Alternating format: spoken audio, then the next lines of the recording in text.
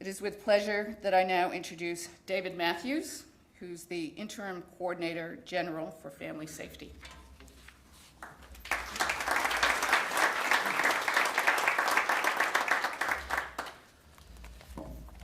It's wonderful to see you all here this morning, and I can sense a fantastic vibe in the room. I think you're going to have a wonderful event over these next couple of days, so I really encourage you to make the most of it and enjoy each other's company in our beautiful city of Canberra.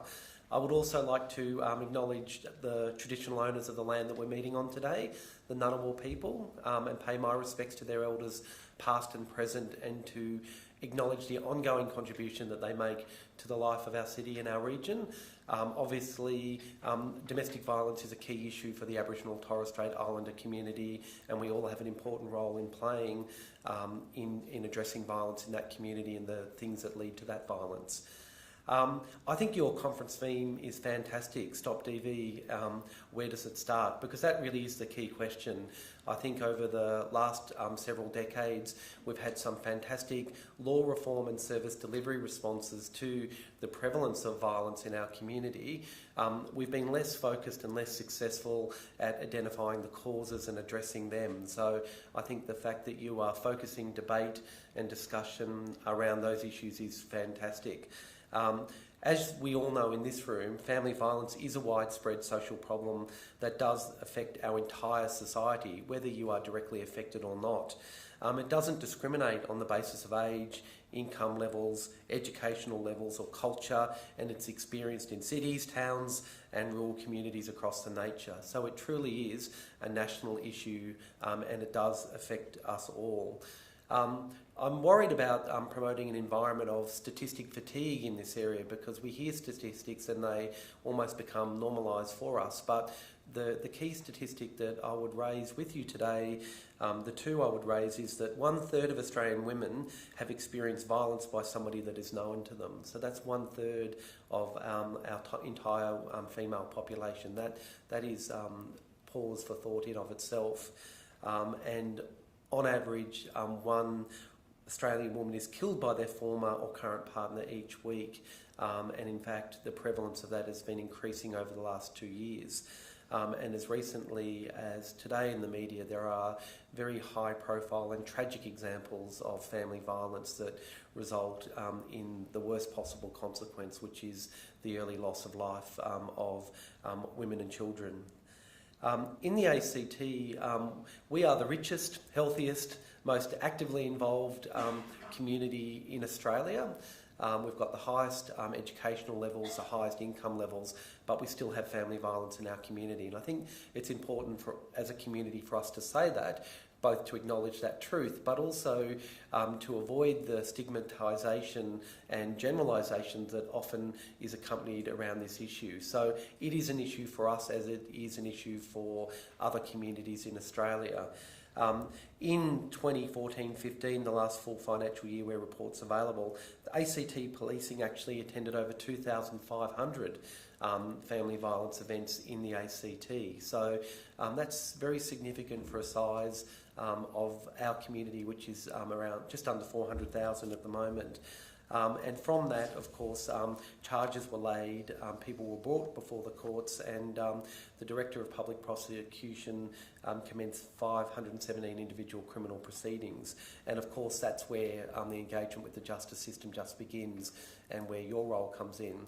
My background actually is in a range of different areas, including housing and homelessness, but I've also had a couple of years in youth justice and been responsible for community corrections for young people. So your work has a great affinity to me, and I appreciate the efforts and the skill that's required to do your job well.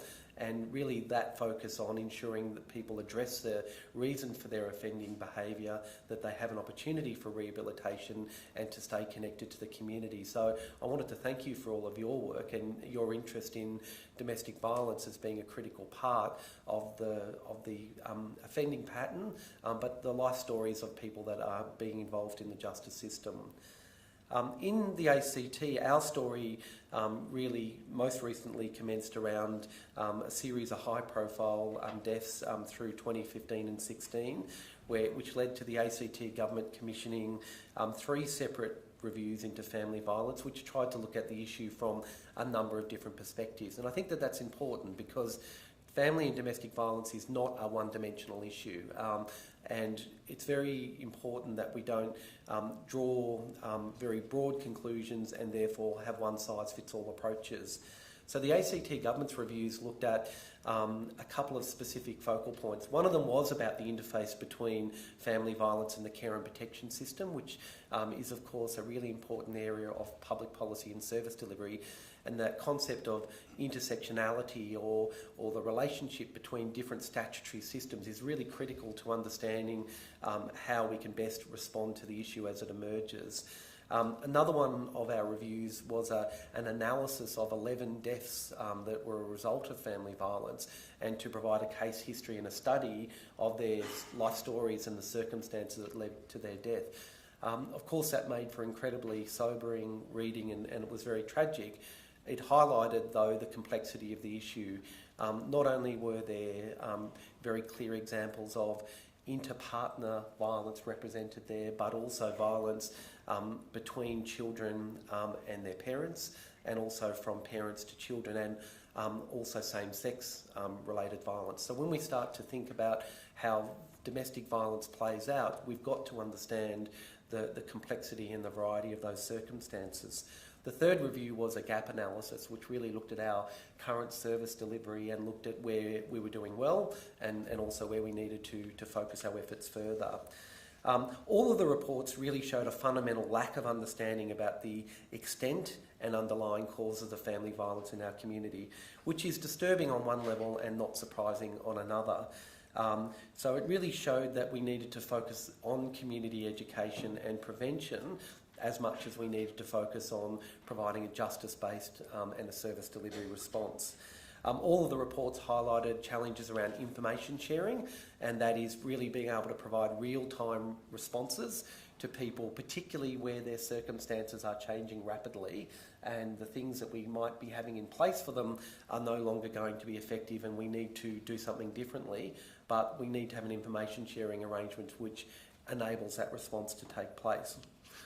The reports showed that frontline workers in schools, workplaces, health services, GPs weren't actually identifying family violence as part of their work. So they might have been in a counselling relationship with somebody that was using violence in their family context, but they actually weren't identifying. It wasn't visible in the case file notes, or even where it was identified in the file notes, it was identified as a factor that might relate, for example, to a breach of an order of the court. So it was dealt with as a compliance issue rather than a behavioural issue, or certainly something that might be posing risk to other people. So it just shows, again, about how our role and how we see our role is fundamental to how we're actually both identifying and addressing family violence. And that very much did cut across the board. There were other real dimensions around the fact that domestic violence, family violence takes place in the personal sphere, and people were very uncomfortable about not knowing what the boundary of that personal sphere is. And, the language and ideas of this is a private matter, I don't want to embarrass somebody, I'm not sure what to do, they were very strong and common themes that were coming through when people were seeking to address family violence. And I think the point we would make very strongly is violence, and family violence is a crime. Whether somebody does a king hit on a street in front of a nightclub, it makes no difference if they are to do the same thing to their partner in their lounge room. It is a violent act, it is a criminal act, and it needs to be dealt with and seen in that context, as well as understanding the issues that are leading to that and what we can do to prevent it. So the ACT government, in response to all of that work, put together a whole-of-government strategy, and we're not alone, of course. Queensland, Victoria's had their Royal Commission, and many others are forming what amounts to a national movement, I think, around addressing domestic and family violence, which is very positive to see. There's a lot of commonality in all of the approaches that are being implemented across different governments, and they all start with this idea that we need to prevent as well as respond to family violence as it emerges. Our reports identified 5 particular themes of activities which shapes our whole-of-government community response, and really they emphasise the importance of leadership and cultural change, prevention and early intervention activities, information sharing, collaboration and transparency and accountability. So it's very important that the community understands and is informed about what is being done, and the efforts are reported back to the community. The government's response included the establishment of the first full-time Coordinator General for Family Safety to lead that process, to implement collaborative responses through a dedicated family safety hub with a focus on safety monitoring and planning, so really looking at that issue of personal safety management, to provide an authorising legal framework, including around information sharing, and to do workforce and education strategies to really uplift the capability of our system to respond effectively to family violence. The ACT Public Service is the second largest employer in the ACT as well, so we've also taken our responsibilities as a large employer and have included domestic violence leave in our enterprise bargaining agreement arrangements. And we've also got a program to support our managers to be able to address violence as experienced by people that work for us. So it's very easy often to think about our community mission and think about what we're trying to do to influence positive change, but in our workforce of around 23,000 ACT public servants that include teachers, firefighters, nurses, general public servants, there are going to be significant portions of people that are experiencing family violence themselves. In the last budget, we boosted our efforts by over $21 million, but we also did that through a family safety levy, which was applied to our rates. So every property owner in the ACT contributes to the funding of these initiatives through a $30 ongoing levy on their rates. Now, that's not without some degree of controversy. Some would argue that these sorts of initiatives should be funded from the budget, but what it does have the effect of doing is giving every household a stake in actually funding solutions around family violence, and it also highlights or elevates its level of importance. So we're used to things like emergency services levy, and it really does highlight a level of importance that the ACT government is placing on effectively responding to family violence. I mentioned information sharing, and that might be a theme that you are interested in exploring or not, but I know that in your day-to-day work that will be clearly one of the challenges you're facing. How do you work and collaborate with others? The ACT government is looking at its current privacy legislation and working out whether we think it needs to be amended to better facilitate a positive culture of information sharing. All of our reviews said that there was, in fact, the opposite, that if people could find a reason not to share information, even where it was they were legally able to do so, they didn't. And they did that for a range of different reasons, concern about client confidentiality, but also whether it was their role to do something about it or not. But fundamentally what it meant was that information that was available to the system wasn't being able to be used to appropriately respond to safety concerns. So we need to, of course, balance up the right to privacy, and we are a human rights jurisdiction, with the right to safety, and find the right balance which helps us support this pro-disclosure information culture that we want to establish where it's necessary, as well as have the necessary safeguards in place. Our other legislative reform program includes a new Family Violence Act, which was passed by our Assembly in August, and amendments to the Residential Tenancies Legislation and Discrimination Act. So under our Res 10 legislation, a victim of family violence can break a lease without financial penalty. They can also apply to our tribunal to have their name substituted onto the lease. And this tries to go to this basic issue about why do victims of violence have to leave the family home and then us have to do a crisis-based response when in fact for the stability of children often it's better that they remain at home, supported by legislation and relevant safety measures to be able to do so. The ACT government's discrimination legislation now explicitly says that it's illegal to discriminate against somebody on the basis that they are a victim of family violence. So it's a new grounds for discrimination in our legislation. Just going back to the theme of your conference and in conclusion, I just wanted to touch on our Act in a little bit more detail because it goes to this question of where does it start? And when in our new Family Violence Act, what we've done is put in a new definition of family violence in law to capture behaviours that are known to be family violence, including a broader range of emotional, psychological and economic abuse, which haven't necessarily always been reflected in legislation. Our legislation also specifically recognises the effect that family violence has on children, even if they are not the victim of violence themselves, but as witnesses of violence. We've improved the way that our system of domestic violence orders can take place, including the ability for orders to happen after hours, and our magistrates are concerned about being woken up in the middle of the night, but both police can make orders on behalf of victims, and after hours can be sought now at any time where that's required. And we've also introduced a framework for national recognition of family violence orders, as is being worked through by the Council of Australian Governments. The definition of family violence, very importantly, not only covers physical violence and abuse, which is seen to be largely what family violence is about, and largely between domestic partners. It includes physical violence or abuse, sexual violence or abuse, emotional or psychological abuse, economic abuse, threatening behaviour, and coercion and control, and behaviour that specifically leads to children experiencing or witnessing violence. So I think that's very important, because that goes back to where does it start. I referred earlier to our death review that was undertaken.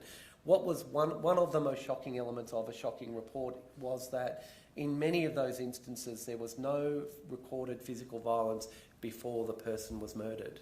So that whilst there was some evidence of controlling and coercive behaviour, and quite long established patterns of that behaviour in some instances, the actual first time a violent event took place was on the day that the person died. And what that shows is that we have to understand how corrosive those behaviours are to people's individual well-being and their relationships, but also that the risk that they can pose to an escalation, particularly at key points, and this is where, again, you'll have lots of experience. In the case of Tara Costigan, which has been one of our high-profile deaths that's been that the family have very generously shared with our community through public events and the media.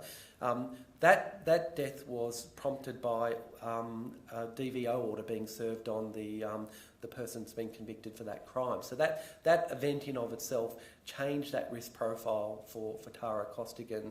And whilst there had been no physical violence leading up to it, that was the trigger or the tipping point. So it really shows that that notwithstanding the complexity of this issue and the different ways that it does manifest, we really need to get to the bottom of all of the circumstances and drivers that are leading to risk in particular, that are leading to safety risk.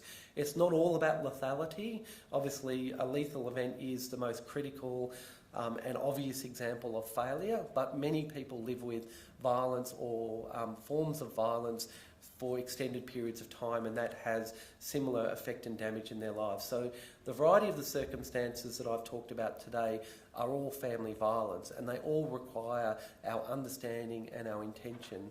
And like your conference is very clear about saying, we need to look at where it starts in order to prevent it. The ACT's, under its package, has done a number of perpetrator-based interventions, particularly a new initiative that we're implementing called the Room for Change program, which is broadly based on the WA breathing space model, except that it's, rather than being a referral from the justice system, it's aiming to have a self-referral model of men that are themselves recognising in an earlier intervention sense that they are using poor behaviours.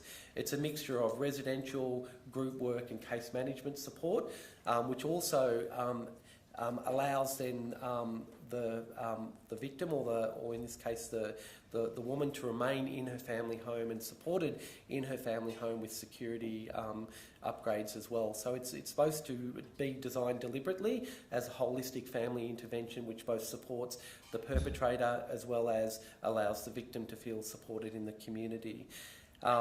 We're working with our colleagues in corrections, and we're looking forward to that partnership, and also we see a great opportunity to work with the child protection system as part of that particular initiative.